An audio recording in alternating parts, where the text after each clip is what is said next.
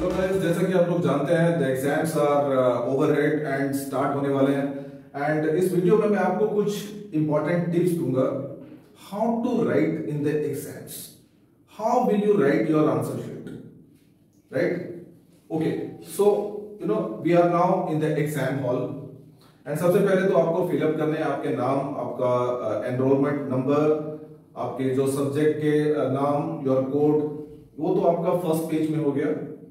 Then after, when you are given a question paper, now generally 8 questions होते हैं, 20 marks each, short notes, distinction, वो सारे मिला के। तो सबसे पहले आपको क्या करना है? सबसे पहले आपको करना है ये रीडिंग द क्वेश्चन पेपर। हालांकि क्वेश्चन पेपर के ऊपर लिखा हुआ है कि स्पेंड योर फर्स्ट 15 मिनट्स और 10 minutes in reading the question paper, but as a teacher I will advise you read the question paper unless and until you are clear about the questions. कौन सा question कहां पर है? 8 questions, उसके अंदर भी short questions होते हैं, मोर और लेस 12 क्वेश्चंस। 12 क्वेश्चंस आपको ध्यान से पढ़ने हैं as long as all the questions are printed in your mind। जब तक कि क्लियर माइंड में प्रिंट नहीं हो जाए सारे questions. It can take 15 minutes, 20 minutes, that is enough, right? And सबसे बड़ी जो मिस्टेक एग्जाम हॉल में करते हैं बच्चे, पहले के जो हाफ एन आवर होता है वो they spend staring at each other, wastage of time करते हैं first half an hour, right? मतलब आपके कोई फ्रेंड्स हैं तो उनसे बातचीत हो गई, तो वो चीज अवॉइड करें बिकॉज दैट विल आपका कंसंट्रेशन, आपका जो फोकस है दैट विल बी डिस्ट्रैक्टेड। आप फिर उम्मीद करेंगे कि फ्रेंड्स आपको आंसर बता देगा, तो that should not be done। So the पहली चीज आपको रीडिंग करनी है for 15 minutes and then after selecting the questions। Now suppose there are 12 questions, okay, and out of these 12 questions आपको कितने क्वेश्चन के आंसर्स मालूम है? How many questions of maybe out of 12 questions आपको only 4 questions के answer concrete याद है, learn है, आप लिख सकते हैं, एक्सपैंड कर सकते हैं। तो just try to focus on this 4 questions first. So selecting a question, आप ओके। नाउ इसके अंदर भी एक ट्विस्ट है, कभी कभी क्वेश्चन के 2 पार्ट होते हैं।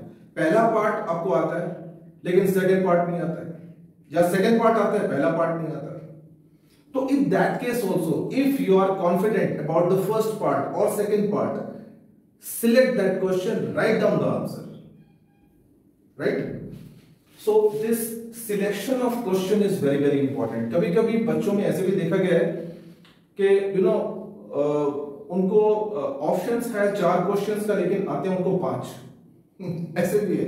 there are some genius also, तो वो कंफ्यूज हो जाते हैं कि कौन सा क्वेश्चन सिलेक्ट करें, उसमें टाइम वेस्टेज कर देते हैं। सो ऐसा ना करें। Then writing the answer. Now this is the most important part of your exams. How to write the answer, how to start.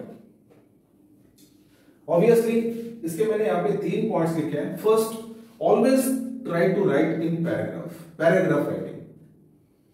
जैसे you have to start every answer with the concept or meaning.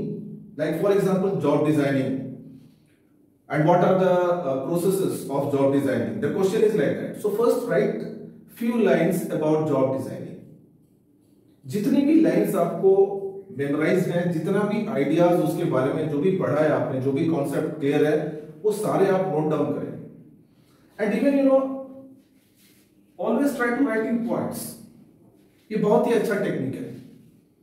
या फिर अगर points में नहीं लिखना है, अगर उसको पैराग्राफ में एक्सपैंड करना है, तो आंसर शीट का लास्ट पेज ऊपर लिख दें रफ, और वहां पे कोई भी चीज को एक्सपैंड करने के लिए जितने भी पॉइंट्स आपको उस टाइम पे, बिकॉज बहुत सारे बच्चे कंफ्यूज रहते हैं तो इतने ज्यादा याद नहीं आते पॉइंट्स, दिस इज प्रैक्टिकल, क्योंकि एग्जाम हॉल में सभी के हाथ पांव कांपते हैं।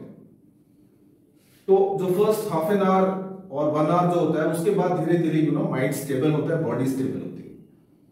तो वहां पे आप रफ में सारे पॉइंट्स लिख सकते हैं, जो जो पॉइंट आपको याद आते हैं, एंड फिर उनको एक एक पॉइंट लेके आप एक्सप्लेन कर सकते हैं इन दिस।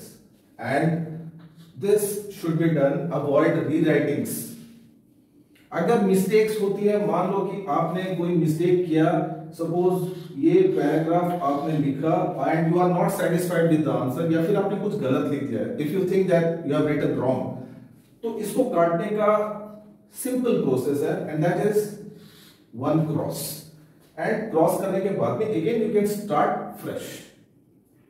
बहुत सारे बच्चे होते हैं क्रॉस करने के लिए लाइक दिस, ऐसे बहुत सारी लाइंस ड्रॉ कर देते हैं। ऐसा बिल्कुल भी ना करें, बिकॉज एग्जामिनर्स को ये चीज बिल्कुल नहीं पसंद। It will create a very wrong impression in examiners mind. आपको if you are not satisfied with your answer, only 1 cross, that is enough. Examiner समझ जाएगा, right? Then don't sit idle in the exam hall wasting your time और gossiping with your friends.